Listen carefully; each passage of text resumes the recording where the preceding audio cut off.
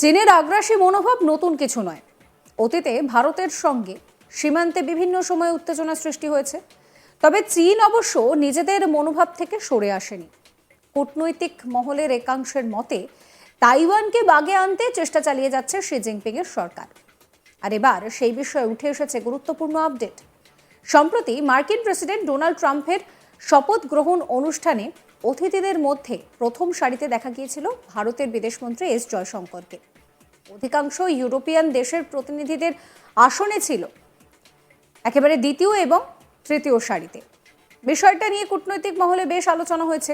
জানা গিয়েছে, ট্রাম্পের শপথের পর নতুন মার্কিন বিদেশ সচিব মার্কো রুবিওর সঙ্গেও বৈঠক করেন ভারতের বিদেশমন্ত্রী। আর সেই সূত্রেই জানা যাচ্ছে যে সেই খবরে বৈঠকে বাংলাদেশ, রাশিয়া, ইউক্রেন ছাড়াও আরও একটা বিষয় নিয়ে আলোচনা হয়েছে উভয়ের মধ্যে। আর সেই ইস্যুটা নাকি তাইওয়ান। সূত্র মারফত জানা যাচ্ছে, তাইওয়ান নিয়ে ভারতের মতামত জানতে চেয়েছে আমেরিকা। এই বিষয়ে মার্কিন গোয়েন্দা দফতরের কাছে খবর রয়েছে যে আগামী 2027 সালে তাইওয়ান নিয়ে বড়সড় কোনো পদক্ষেপ করতে পারে চীন। এমনকি ইতিমধ্যেই নাকি তার প্রস্তুতিও শুরু হয়ে গিয়েছে।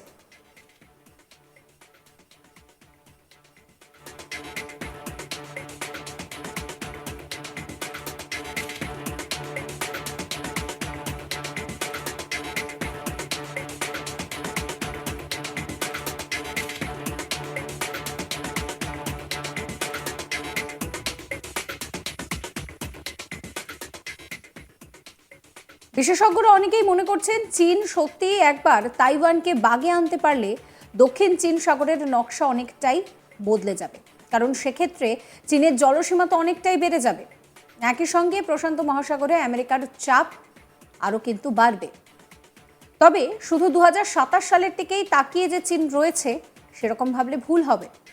তাইওয়ানকে বিপাকে ফেলতে ড্রাগনের দেশ আরও ভয়াবহ প্ল্যান করছে বলেই খবর।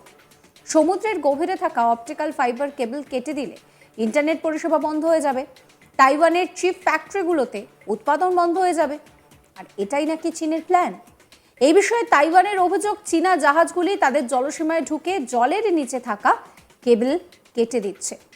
এমনকি শুনসিন নামে একটি জাহাজকে হাতে নাতে ধরাও হয়েছে, যার নাবিকরা সবাই চীনের নাগরিক ছিলেন বলে জানা যায়।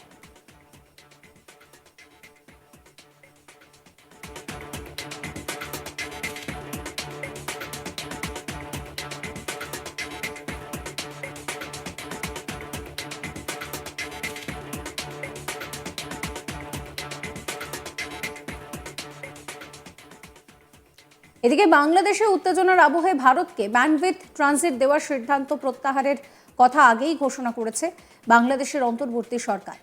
উত্তর পূর্ব ভারতের রাজ্যগুলিতে মোবাইল ইন্টারনেট সংযোগ বাড়ানোর লক্ষ্যে বাংলাদেশের ভূখণ্ড ব্যবহার করে ব্যান্ডউইথ ট্রানজিটের সুবিধা পাওয়ার আবেদন জানিয়েছিল নয়াদিল্লি। কিন্তু সেই প্রস্তাব নাকচ করে দিয়েছে বাংলাদেশ টেলিকমিউনিকেশন রেগুলেটরি কমিশন। এর ফলে ভারতের উত্তর পূর্বের রাজ্যগুলিতে ইন্টারনেট পরিষেবা ধাক্কা খাওয়ার আশঙ্কা রয়েছে। যেহেতু চীনের সঙ্গে বাংলাদেশের ঘনিষ্ঠ সম্পর্ক রয়েছে, সেক্ষেত্রে অনেকের কাছেই প্রশ্ন উঠছে যে এই বুদ্ধি কি বাংলাদেশকে চীন দিয়েছে? আর এইভাবেই কি বাংলাদেশের মাধ্যমে ভারতকে সমস্যায় ফেলতে চাইছে চীন? এই সমস্ত প্রশ্নই এখন ঘুরপাক খাচ্ছে কূটনৈতিক মহলে।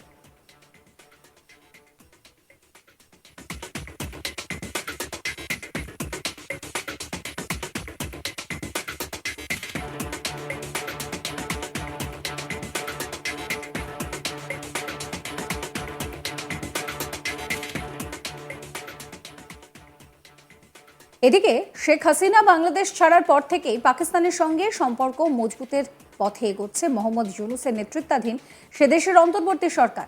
পাকিস্তান থেকে পণ্য আমদানির পাশাপাশি সে দেশের সেনার সঙ্গে যৌথ মহড়াতেও উদ্যোগ নিতে দেখা যাচ্ছে বাংলাদেশকে। এবার সেই সম্পর্ককে আরও গাঢ় করতে নতুন পদক্ষেপ। এবার দুদেশের মধ্যে সরাসরি চালু হতে চলেছে বিমান পরিষেবা। শনিবার সেই বিষয়টাই জানিয়েছেন পাকিস্তানের বাংলাদেশের হাই কমিশনার মোহাম্মদ ইকবাল হোসেন।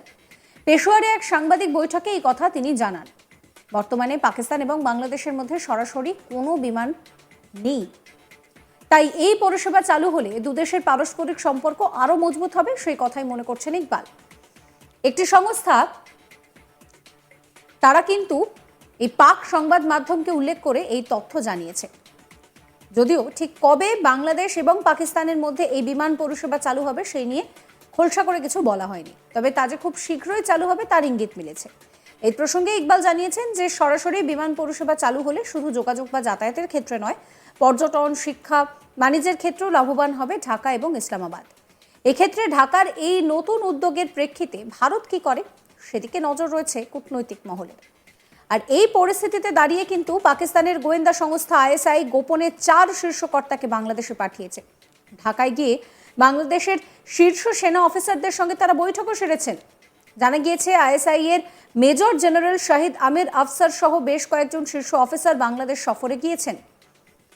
আবার আইএসআই এর অফিসারদের এই সফরের আগে বাংলাদেশের সেনা অফিসারদের একটি টিম পাকিস্তানের রাওয়ালপিন্ডিতে গিয়ে সেখানে সেদেশের সেনাবাহিনী, বিমান বাহিনী এবং নৌবাহিনীর অফিসারদের সঙ্গে দেখা করেন। আর পাকিস্তানের সঙ্গে বাংলাদেশের এই সখ্যতা নিয়ে ভারতের বিদেশ মন্ত্রক মুখ খুলেছে। বিদেশ মন্ত্রকের মুখপাত্র রণধীর জয়সওয়াল বলছেন যে আমাদের আশেপাশের এলাকা বা অঞ্চল, বিশেষ করে আমাদের নিরাপত্তা ও জাতীয় নিরাপত্তার সঙ্গে সম্পর্কযুক্ত যে কোনো কার্যকলাপের উপরে আমরা সর্বদাই নজর রাখি। আমরা সতর্ক থাকি এবং পরিস্থিতি অনুযায়ী, প্রয়োজন অনুযায়ী পদক্ষেপ গ্রহণ করব। কি বলেছিলেন তিনি শোনাবো আপনাদের। पड़ोस में या हमारे क्षेत्र में भारत के इर्द गिर्द होता है, उस पर हम हमेशा एक पैनी नज़र बना के रखते हैं और ऐसे गतिविधि खासकर जिसका ताल्लुक हमारे सिक्योरिटी सुरक्षा के साथ है, राष्ट्रीय सुरक्षा के साथ है, उस पर हमारी नज़र रहती है। और जो जिस प्रकार का जो कदम उठाने हैं पड़ोस में या बॉर्डर। অন্যদিকে বাংলাদেশের সঙ্গে সীমান্তে বেড়া দেওয়াকে কেন্দ্র করে ভারতের বেশ কয়েকটি জায়গায় অশান্তির পরিস্থিতি তৈরি হয়েছে, যার মধ্যে রয়েছে মালদার সুখদেবপুর সীমান্ত, বালুরঘাটে ভারত বাংলাদেশ সীমান্ত, সেখানেও অশান্তির পরিস্থিতি তৈরি হয়েছে। এই নিয়ে বিদেশ মন্ত্রকের মুখপাত্র রণধীর জয়সওয়াল বলছেন যে সীমান্ত বেড়া নির্মাণের বিষয়ে আমাদের এবং বাংলাদেশের মধ্যে চুক্তি স্বাক্ষরিত হয়েছে। এলাকায় অপরাধমূলক কার্যকলাপ এবং অপরাধ সম্পর্কিত ঘটনা রোধে সীমান্তে বেড়া নির্মাণ করা দরকার। বাংলাদেশ এটা মাথায় রাখবে বলেই জানাচ্ছেন তিনি। কি বলছেন শোনাবো আপনাদের। बॉर्डर फेंसिंग को लेके हमारे और बांग्लादेश के बीच में समझौते हुए हैं। बॉर्डर फेंसिंग इसलिए ज़रूरी है ताकि वहां पर जो अपराधी, जो क्राइम रिलेटेड जो इंसिडेंट्स होते हैं उसको हम लोग बंद कर सके। बॉर्डर फेंसिंग के जो भी समझौते आज तक हुए हमारा ये मानना है कि बांग्लादेश उसको एक पॉजिटिव अप्रोच के साथ, कंस्ट्रक्टिव अप्रोच के साथ इसको इम्प्लीमेंट करेगा हमारे साथ, ताकि जिस प्रकार की गतिविधियां क्राइम को लेके, अपराध को लेके, ह्यूमन स्मगलिंग को लेके, कैटल स्मगलिंग को लेके जो चलता है बॉर्डर पे, एक क्राइम फ्री बॉर्डर बनाने की जो हम लोग की सोच है उसको एक स्वरूप दिया जाए। ठीक है,